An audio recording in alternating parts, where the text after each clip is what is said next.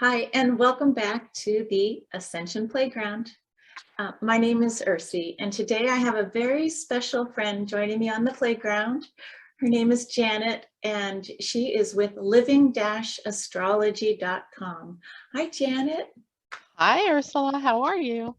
Good. It's so nice that you could create a little space and time for us to have a little chat here, because I just wanted to share you with others who might be listening.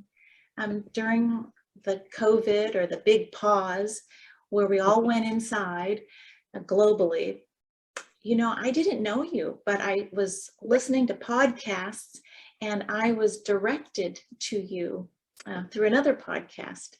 So I was listening to Pam Gregory, Molly McCord, and then I was prompted to listen to Janet Hickox with Living Astrology. And Janet, once I started listening to you, I didn't even stop. You have such a beautiful ease about you, and you taught me so much about so many different modalities that it's a pleasure and a treat to now share you with others.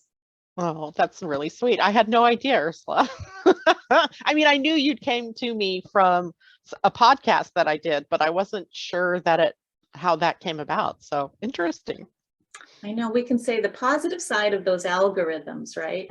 So Right. I start listening to these other astrological teachers, but I never knew, like I have studied, I've had other teachers teaching me about astrology, but it was usually one-off. But for you, you were giving YouTube, and you still do, free YouTube chit chats, about an hour every Monday and Friday, and sometimes a Wednesday. And so my cup was full. I'd be painting and listening to Janet.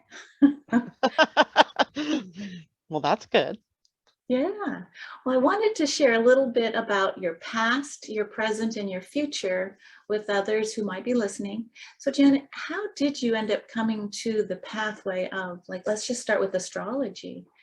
Was that early on in your life?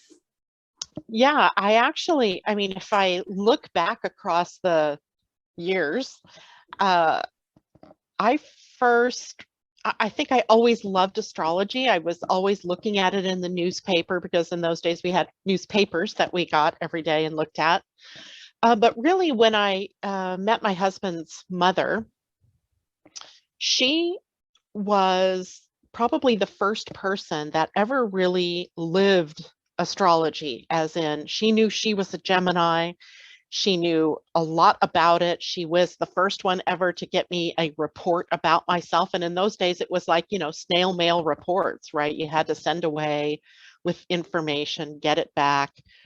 And I started really, tuning into how interesting it was. But I had a full life. I had kids I was raising, and a job full time. And so I really wasn't focused in on astrology until what I end up finding out happens to be my Uranus opposition, or what we usually say is your midlife crisis, which I named midlife redirect because I didn't like crisis associated with it.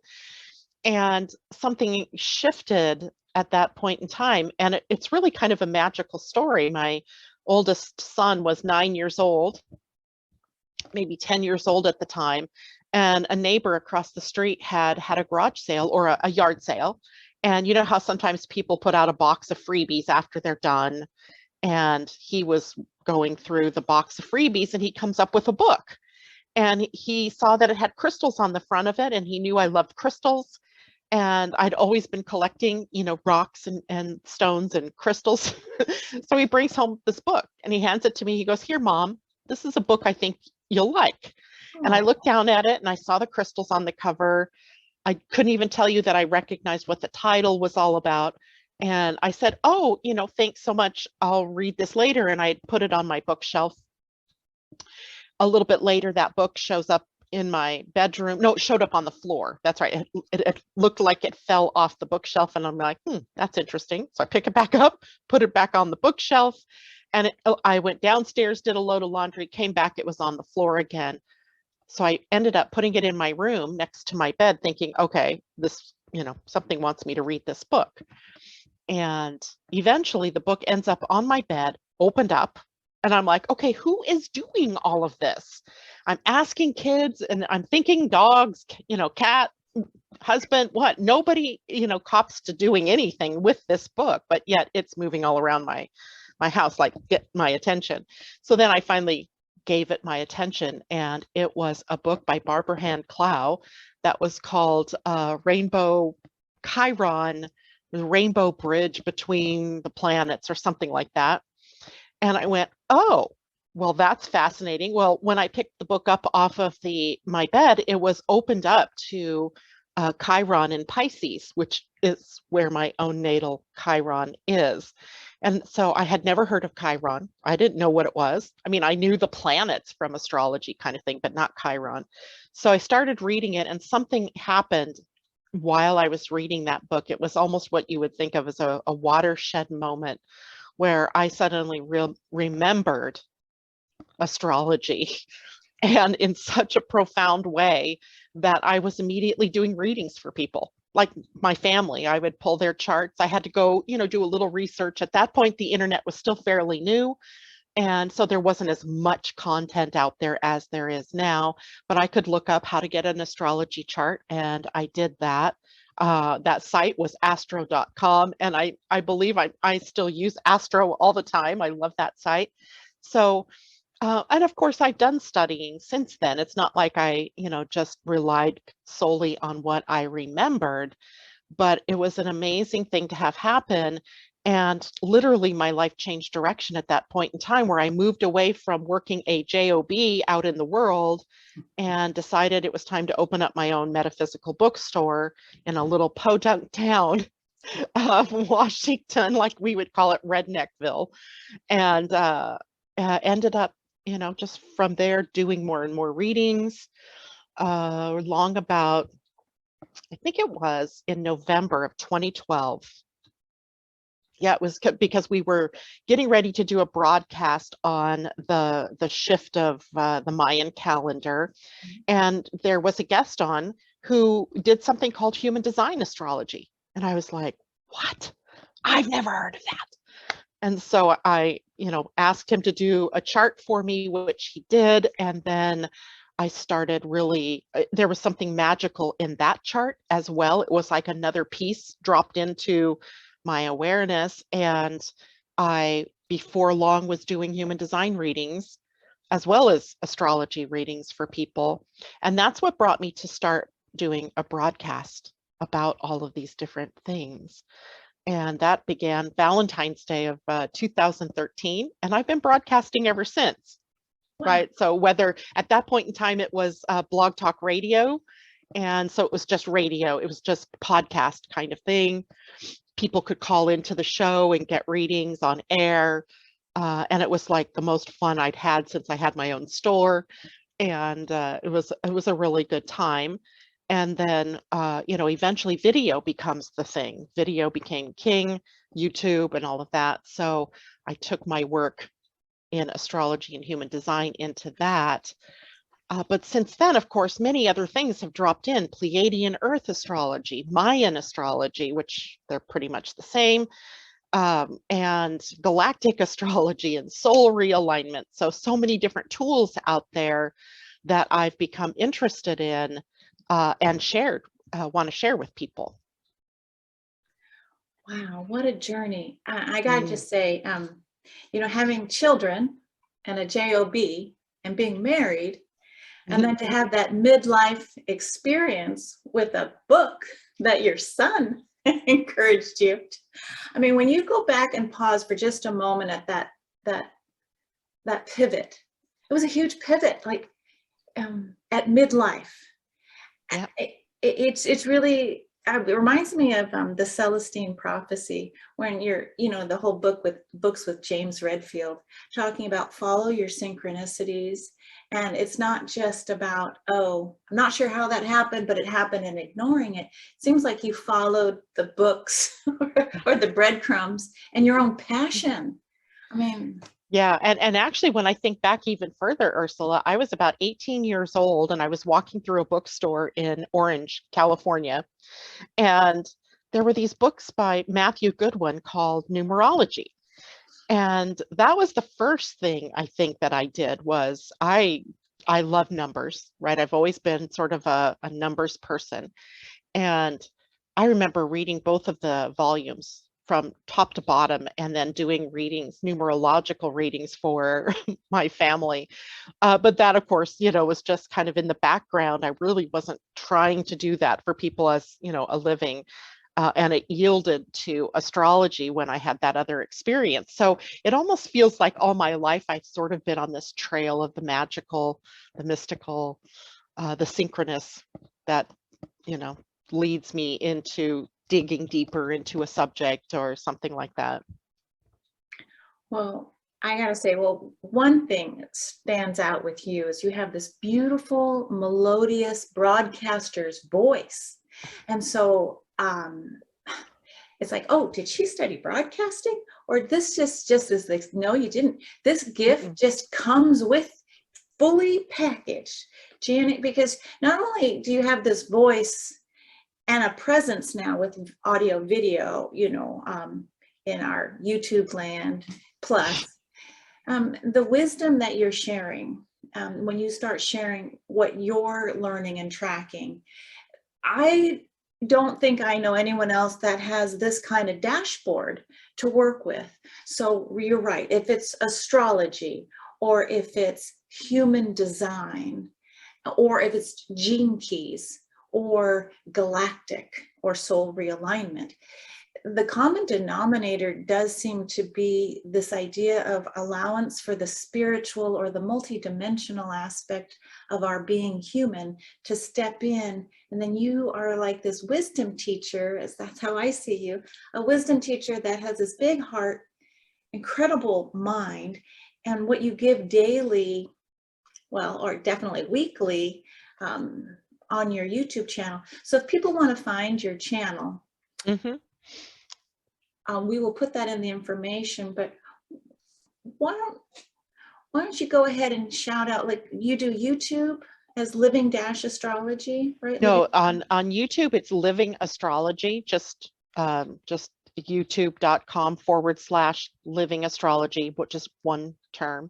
Okay. And then the Facebook page that I also broadcast to is also just Living Astrology. But when I went to buy my domain name for Living Astrology, someone had already taken the one term Living Astrology. Okay. So I had to put in the little hyphen that would make it, a unique domain. So that's the only place where it has to have the hyphen in it. But every place else, if you just LinkedIn, even Living Astrology, or any of those places, you'll find it. I primarily broadcast to Facebook and YouTube, though. Okay, well, we're in present time now. Let me go ahead and share your website. So if people want to find you to learn more about who is Janet Hickox and what does she have to share as far as multidimensional, metaphysical, etc. We're on Janet's webpage here. And so, Janet, when I scroll here, what's nice is you offer a free natal astrology chart. Yeah, and with that astrology chart comes an astrology report.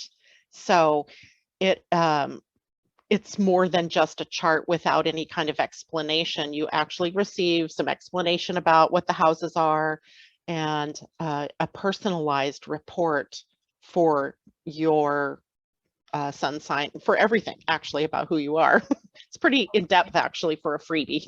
Right, so here's what you would fill out. Here's the free natal astrology. If you're interested, if anyone's listening, they're new to astrology, or even if you are in astrology and you want to get a second opinion about your chart, you can come to Janet's website and put in for a free astrology chart. Now, the fun one for me, because it's relatively new, because astrology has been on the planet for some time. It goes way back, ancient days perhaps, but human design is different. And human design, if that is a new term for anybody, and you want to check out what your human design chart has to say about you, Janet also offers a free human design chart and report. And this is what you would fill out on your website. Is that right, Janet? Exactly right. And it's pretty much the same information that you'll find that I need for the astrology chart as well as the human design chart. Your name, and of course your birth date, the birth time, and your birthplace. And birthplace, please, city and state and country if it's not in the USA. So many times people just put down a city and send it to me, and I'm like, okay, let's see if I can figure out where this city is. Especially like the other day, I got one from the weirdest country. What was it? It was like Oman or something. And I just didn't recognize the name of the city.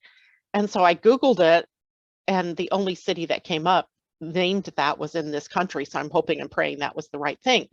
So please, city, state, and country would help me immensely. Isn't it amazing? What you're just saying too, it happens with others. And I think it's because we've gone definitely global with the new, social media platforms. So it's fascinating. We need the country. Well, also on your site, I'm going to go back to your website. You do talk about gene keys. So here we go. We're under the human design bar, and I'm going to click on gene keys. And here we go. And then you give us a little introduction on the Gene Keys by Richard Rudd, which classes you and I have both studied. So it's so cool. Yeah, I'm actually a Gene Keys ambassador. And I don't think he's done a second course of that yet. So there was a group of, I don't know, maybe a couple of hundred of us that became Gene Keys ambassadors. And I really do love the Gene Keys. And it's meant for people who really want to take their human design deeper or take their gene keys deeper, because to try to, it's contemplative, it's meditative, and you can't just deliver it as a reading. And I mean, you can, but it really does take somebody willing to do their own study in the gene keys, because it does go so deep. So I love it for me because it really does allow me to understand myself at a deeper level. And primarily how that happens is the human design gates in the gene keys become sort of a hologram of light or shadow, gift, and siddhi, the highest expression of this energy. And it's all relatable to strands of DNA and the traits that we carry in our DNA. And how do we want to express them? Like, a lot of people believe that they're victims, if you will, of their DNA, but you're not. Your DNA is always in response to what your input is. So when you start inputting to your DNA via what you're focusing on in your life that is correct for you, then a sort of magical synchronicity begins to happen. And I think that's what I did inadvertently, not knowing what I was doing necessarily, and discovered the path that I was, meant to walk down. And I think Gene Keys describes that in a much deeper way, but it really does take more work on the person's part to understand and reveal the level of that information. So it's really meant for someone who wants to look in that deeper side. And we've done that, right? You and I both, we did that. Oh, yeah. And yet I find it so,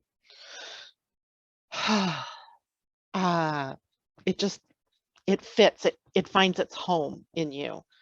So I love that when people are interested in that. And often, I think what really I've discovered about myself, Ursula, that is probably the truest thing that I can say about myself, is that I channel.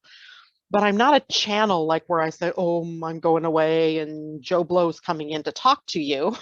It's not that at all for me. And I'm not making fun of people who channel that way, by the way. It's just, that's not how it happens. It just organically happens when I'm talking to someone, and I can't predict it. It just starts happening. So when you get a reading from me, it's really truly about you. And that's coming in. A lot of times people will try to draw me back into the conversation that we had. And sometimes I'm just blank because yeah, of course I said that, it's on the recording, but I don't recall where that came from. or why it was brought up. It just was. And sometimes it's taking us, on this little, circuitous path that was designed specifically for you to hear. Oh boy. I've received readings from you, and I can attest to that. There's the homework that you do, there's the charts you look at, there's the tea leaves, you put things together. You spend a lot of time ahead of time researching and looking, and then you almost step aside, and it is a certain kind of channeling. And I Yeah. think that's what makes it so beautiful, because the prism of light that's coming through you, because I look at astrology, as I shared with you earlier, a light language. And this light language, if whoever's getting the reading is opening their heart and really wants to know, Janet, you do have this way of allowing the messages to come through. And I love the term magical synchronicities, because you really do sparkle and create magic, not just when you're doing your readings. When I listen to you on your YouTube and Facebook platforms, there's the lessons, but then you can take and field questions that come in. And that's where I see the shift of, Yeah. it's you, but it's not you. It's coming from probably your higher self is tapping in. Yeah, I was going to say that it happens to me in readings, and it happens to me during my broadcasts, where I have this plan, right? My human self sits down in the morning and plans out everything that I'm going to talk about. Only 9 times out of 10, I might as well just throw that out, because that's not what we end up talking about. I just end up going where the flow takes me. Usually I am following the outline, at least. So the information that's in there might be different than what I thought I was going to talk about, but the framework is typically the right framework. And that human part of me, I just can't let go of that need to pre-plan what I'm going to say. I do it for people in their readings too. I have all of this thing, put together, but I can't avoid the pull of spirit taking me into the real meat and potatoes of the conversation. Yeah. And if that's what I wrote, great. If it's not anything near what I wrote, I have to be okay with that. You have to be okay with that, because that's just what's coming through. So I kind of learned to relax that. That gave me a lot of issues, especially in my early days of being an astrologer, because I did not know that I was doing that until human design came along and explained it. I did not realize that that's what I was doing. Well, that's where I wanted to interject, in case anyone's listening and might be lost in some of these terms of astrology, human design, and gene keys. I woke up this morning with the thought that I would explain it this way. And Janet, you can tell me if this sounds right or not. Okay. But if you look at light language, so astrology is really looking at the planetary, the cosmos, the stars. And then when human design came onto the planet through Ra Uru Hu in the 70s, this was about understanding our body and the particular type of vehicle, like what kind of vehicle. So here I am as a soul up in the galaxy with astrology, and I'm choosing this body, and I'm deciding what kind of car, let's call it a car, I'm going to be and how I drive it. But then the gene keys goes in, and it goes into, like you were talking about, the genetic DNA coding, where there's still, like, you go in, the further in we go, we're still hearing and getting messages and metaphors. And the funny thing in ancient wisdom is the further in you go, you end up coming out on the other side like a toroid, back out into the galactic cosmos, only to come back in. So it's this whole thing. So you're covering this dashboard that says, okay, yes, astrology, and then reincarnation perhaps, and then here's the vehicle for this lifetime, and now I'm going to go back inward even more so. But eventually it's this whole idea to come back out. Yeah. Pause. What do you think? I think that's an awesome description, because you said that earlier, that astrology was as a light language, and I was like, yes, I get that. I really do. It is its own language. So is human design, so are gene keys, so is galactic astrology, so is soul realignment, all of those different, disciplines. They all have their language of light.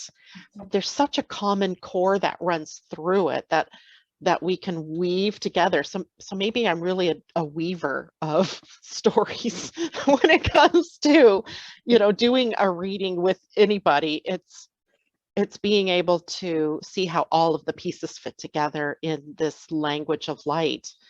And sometimes that's hard for people to understand. It makes it hard sometimes for me to make a group understand what I'm doing, but it works really well on the individual level when you're having a reading or a session, right? That I can tap into that light language. I love that. I'm going to use that light language. Well, I have another one for you since we're Okay. spitballing. Well, Okay. then, as you're talking, I'm thinking, yeah, you're like grandmother spider. Okay, the Ooh. cosmic spider. So you're weaving this light language, not just one, but many, and you're threading them. And it's not your job to worry if people are understanding it in their heads. It's your job to keep weaving and weaving and then broadcasting that web of light outward. So when those who are feeling called or ready, they'll find you or they'll resonate and go deeper. But all you have to do is be that grandma spider, keep weaving your webs of light and color, and the colors that you're bringing in. Yes, soul realignment, Julia Balaz's galactic astrology. I mean, these are like, when the time is ready, it's like choosing between French, English, German, Portuguese, right? You've got all these light languages, and it's okay. Each one stands on their own, but they're all connected because we're trying to communicate to us, to the soul, or in this remembrance of our higher self. Why are we here? Why is it so dark? Well, which brings me to my next question for you as we wrap up. Talk to me about the future a little bit, with this idea of light language and some of the services that you provide. Where do you see, like, if someone's listening and they're thinking, well, how do I navigate in going into the future with what you have to provide, Janet? A question I've been asking myself a lot lately, because, it seems like the more tools you have, the easier life would be, right? So I have all of these tools on my tool belt, and deciding what comes next, how do I use all those different tools, has been a source of real confusion and actually frustration for me, especially over the last couple of weeks. And really, the only way that I can address that is that whatever the person needs is what I'm going to tap into. And I've been doing readings for a very long time now, and I realize that I've always been doing that, sort of that weaving. I love that grandmother spider metaphor. That's perfect, because that is what I end up doing. I just have more tools to do it with now. But I also find myself right now being drawn backwards to providing daily sort of written materials for people, but I mean, packaging it in sort of a monthly. So I had just posted out my June chapter for astro design. So I've combined astrology and human design into something I call astro design, because I think that some people come in and they really understand astrology, and some come in and from the human design and they've looked for human design. But now I'm liking the idea of really putting those two together and giving you a fuller picture of who you are at that level. So I feel like that's part of knowing who you are. The next part that really is calling to me is the reason why I went into soul realignment, is that we've all had experiences through other lifetimes or even in this lifetime, where we've made choices. And those choices might have pulled us a little bit out of our alignment, so that we are like this instead of congruent, or, you could say, our soul plan versus where we are could be something like this. And how do we get them back together? Because I've done readings for people many times and they're like, yeah, that all sounds great, but it doesn't work for me, or I can't get there. And my first hint about that was a long time ago, but astrology or human design, they don't really answer the question about how I might have gotten off track, right? Transits might tell us some of that information, but I think what I'm getting to is this idea of the soul discovery experience, where not only are you learning who you are at soul level by your astrology and human design, but then we can also see other aspects of the soul and the choices that you've made throughout lifetimes that have taken you out of that.